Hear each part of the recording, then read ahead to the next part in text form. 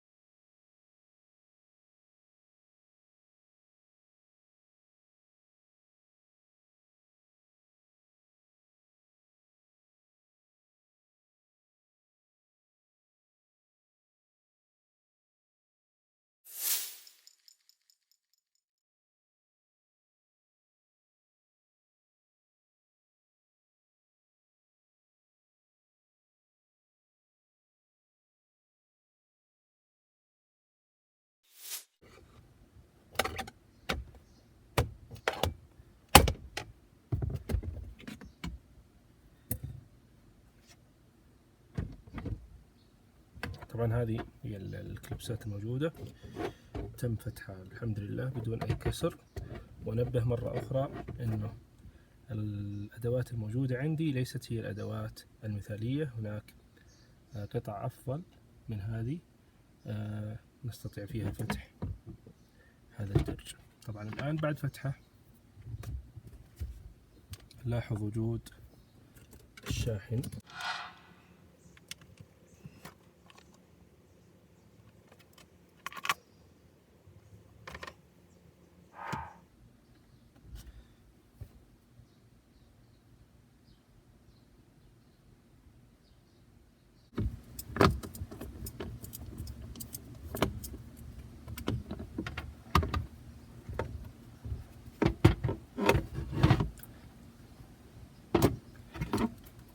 هذه القطعة في النهاية، وهذا الكيبل موجود فيه كليبس يحتاج إلى إخراجه، ثم تبقى هذه القطعة. باقي عندنا 4 مسامير لما فتحتها.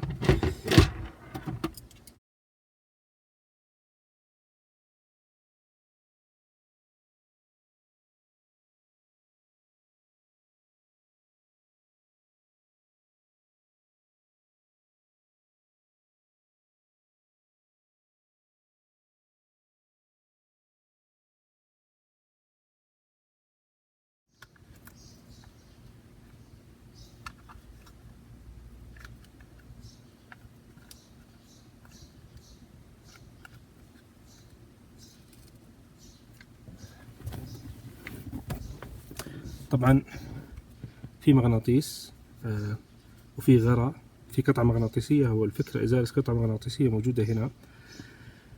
طبعا لأنه كل المواقع الأجنبية تتكلم عن أنه موديل 2015 2016 2017 لا يدعم شحن الايفون اكس، لأنه الايفون اكس نزل بعد طلب شركة GMC تقريبا 1,000,000 قطعة من هذه القطعة، وتداركوا وحلوا المشكلة في موديل 2018. فالآن بعض الحلول الموجودة على الإنترنت تقول إنه في قطعة موجودة هنا مغناطيسية تسمى ريبيتر، بعد إزالتها يعمل الشاحن اللاسلكي بالنسبة للآيفون إكس بشكل سليم.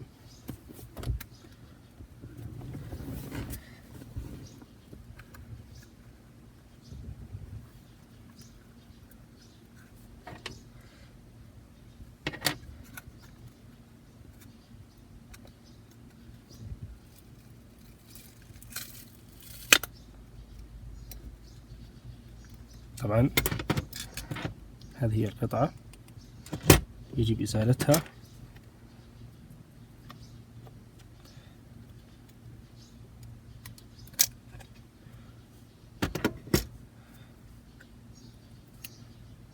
في غرام موجود، حاول إزالتها ببطء حتى ما يأثر.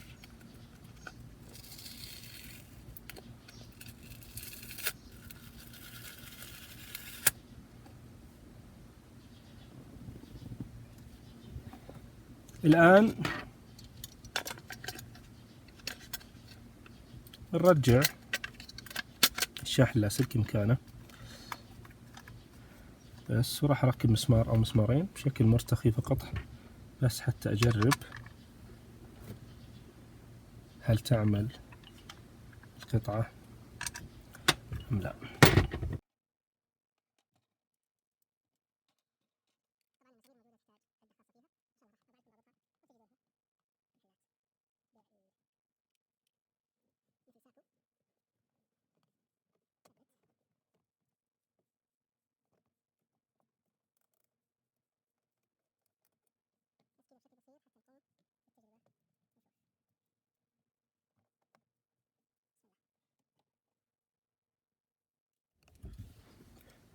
طبعا الآن راح نجرب ونشوف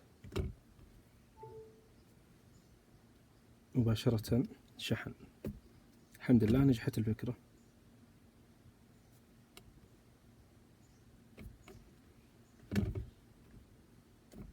أحيانا يكون الجراب يسبب مشكلة،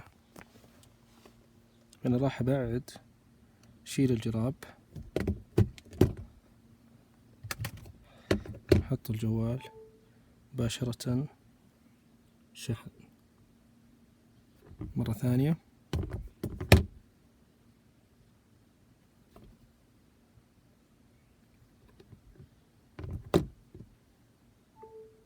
تم الشحن الحمد لله، نجحت الفكرة. هذه هي القطعة اللي راح نزيلها من داخل الشاحن اللاسلكي. هذه هي القطعة فقط، ويتم إعادة كل شيء كما كان. الآن نأتي إلى مهمة إعادة الغطاء إلى المكان الصحيح. أولا تتأكد أنه جميع الحديد الكليبسات موجودة ما طاح منها شيء. طبعا أحذر للمرة الثالثة أنه أثناء فتح هذا الغطاء قد ينكسر، فلذلك تعامل بهدوء واستخدم الأدوات الصحيحة. أيضا تأكد أنه هذا السلك في مساره الصحيح حتى ما تقفل الكليبسات ويبقى السلك في مكانه الخطأ.